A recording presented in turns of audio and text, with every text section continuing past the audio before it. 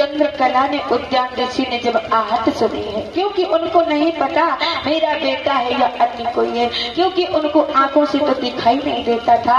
तो आज चंद्रकला और उद्यान ऋषि क्या बोले हैं? हे बेटा, बोली वह जल लाया बेटा, बोली क्या जल लाया बेटा, पर बड़ी देर में आया है, क्या तुझे कष्ट तो नहीं हुआ, क्यों इतना समय लगाया है?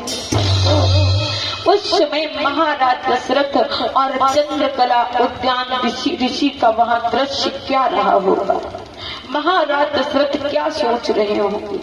अंधे हैं माता पिता, और जिस दशरथ के हाथों से श्रवण कुमार की हत्या हुई, वही जिद लेकर के राजा सामने खड़ा है, और एक मैया अंधी कह रही है राजा से कि राजन बेटा, वह बोली वह जल लाया बेटा, पर बड़ी देर में आया है, कुछ तुझे कष्ट तो नहीं हुआ, क्यों इतना समय लगा, क्यों इतनी देर हुई? क्या सर्दी खाई है तूने? जो बोल रहा भारी है, चिंता ना कुछ अपनी है मुझको, तू तो सब भारी सुखारी। बेटा, मुझे अपनी कोई चिंता नहीं है, लेकिन तू बोल क्यों नहीं रहा है? पात्र आगे बढ़ाया महाराज दशरथ ने, क्योंकि उन्हीं हाथों से श्रवण कुमार की हत्या हुई है, हाथ कांप रहे थे। इसीलिए मैया ने पूछा कि बेटा, तेरा शरीर, तेरे हाथ कांपते हैं, क्या तुझे सर्दी लग गई बेटा? मुझे अपनी चिंता नहीं है, मुझे अपनी चिंता नहीं है, तुझे कोई कष्ट तो नहीं हुआ? दशरथ कहते हैं, हे प्राण प्रिय, उस समय में खड़ा खड़ा सोच रहा था, अब मैं इन अंधी और अंधों को क्या जवाब दूं? जल पिया नहीं अभी, क्या मैं बोल दूं तुम्हारे बेटा का देहांत हो गया है, मैंने हत्या की? लेकिन पता है प्राण प्रिय,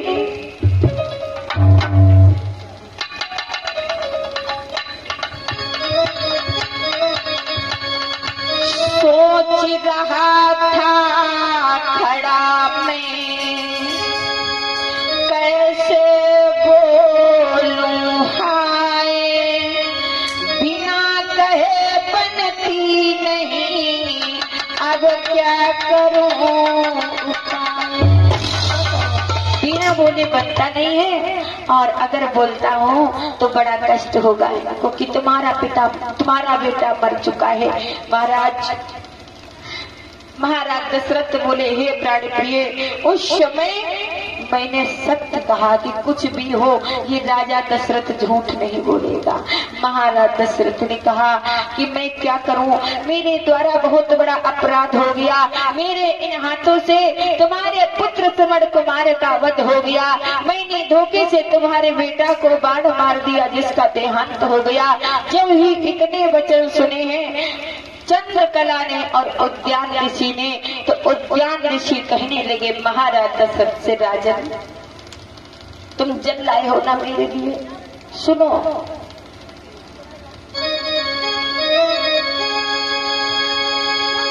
चल लाया जल जाए जल, जो तुम मेरे लिए जल लाए हो, जल लाया जल जाए जल,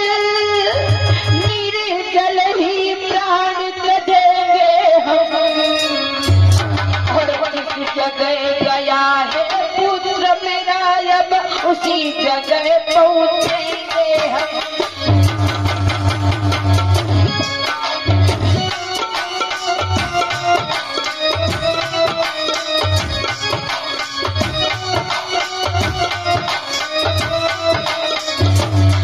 बिना बेटा के मैं कैसे रहूंगा? अल्लाह, मैं अपने बेटा के पास ही जा रहा हूँ। जल लाया जल जाए जल, जल ही प्राण देंगे हम, जिस जगह गया है पुत्र मेरा, उसी जगह पहुंचेंगे।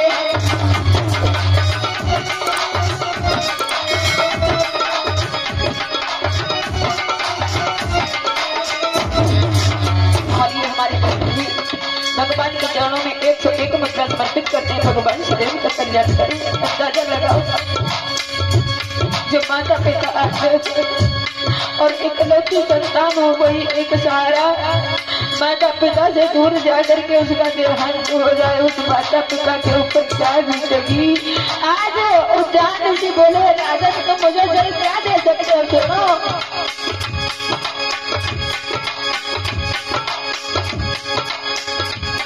जल देता है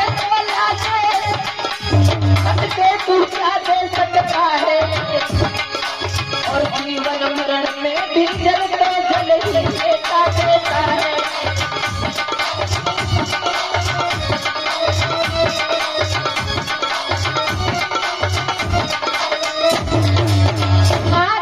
दशरथ से उद्यान से बोले राजन तो मुझे जल क्या दोगे। अरे जीवित में बेटा जल देता है, मरने के बाद भी बेटा ही जल देता है, और शायद यही जल पाने के लिए मैंने अपनी आंखें दान कर दी थी, लेकिन मरने के बाद मेरा बेटा मुझे जल नहीं दे पाया। हर एक माँ बाप की क्या इच्छा होती है कि मुझे मेरा बेटा अपने कंधे पर ले जाएगा, लेकिन आज वो अंधे माता पिता जो अपने बेटा का दाह संस्कार भी नहीं कर सकते, तो उसी समय उद्यान ऋषि कहने लगे राजन जल देता है तो अंजलि में दे, पर अभी मिलेगा तुझको, और आगे बढ़ कौशल के राजा, देता है अंधा श्राप तुझको। अभी मैं तुझे श्राप देता हूँ, मेरे अंजलि में जल दे दो। और जिस तरह बुढ़ापे में मरता ये अंधा पुत्र चिंतवन में, क्यों ही वियोग के बेटे में मर जाएगा तू। जिस प्रकार से आज चौथे पन में पुत्र के वियोग में मर रहा हूँ, मैं आपको श्राप देता हूँ, चौथे पन में तुम पुत्र के वियोग में मर जाओगे। हे कौशल्य, मुझे याद आ रही है उसी वचन की कि जो उस उद्यान ऋषि ने मुझे श्राप दिया था कि चौथे पन में तुम पुत्र के वियोग में मर जाओगे। शायद आज मेरा चौथा पन है, चार बेटा थे और चारों में से एक भी बेटा मेरे पास नहीं है, क्योंकि भरत शत्रुघ्न तो पहले ही ननिहाल जा चुके थे, और राम लक्ष्मण से वो जंगल चले गए। चौथा पन है वो सोगी सैया पर पड़ा है, और कौशल्या से कहता है हे प्राण प्रिय कि उसी समय उद्यान ऋषि ने मुझे श्राप दे दिया, चौथे पन में पुत्र के वियोग में तुम मर जाओगे, वही शायद समय आ गया है। और पता है इतना कह करके उद्यान ऋषि ने अपने प्राण त्यज दिए।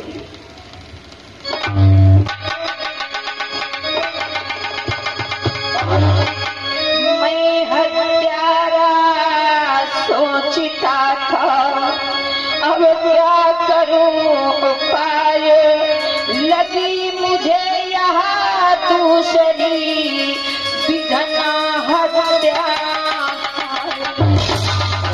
श्रवण कुमार को मारी करके आया, और अब मुझे श्राप दे करके उद्यान ऋषि भी अपने शरीर को त्यज करके चले गए।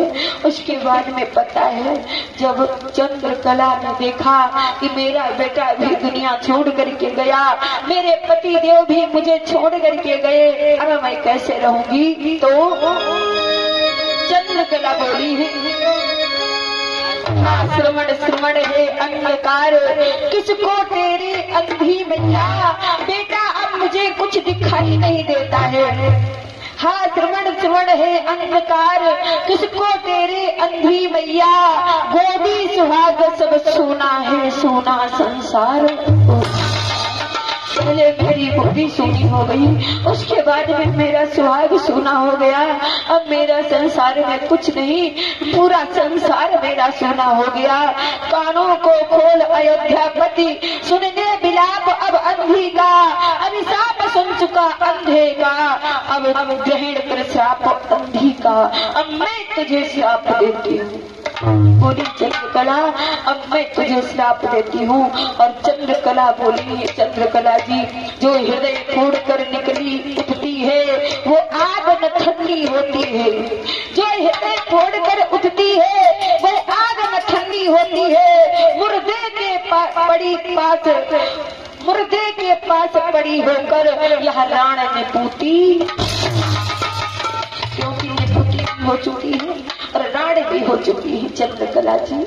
और कहने लगी, पति का सर्व कर्म विहीन पड़ा हो नरपत, यही हाल तेरा, तेरी भी मिट्टी पड़ी रहे, जब आए अंत मैं तुम्हें श्राप देती हूँ।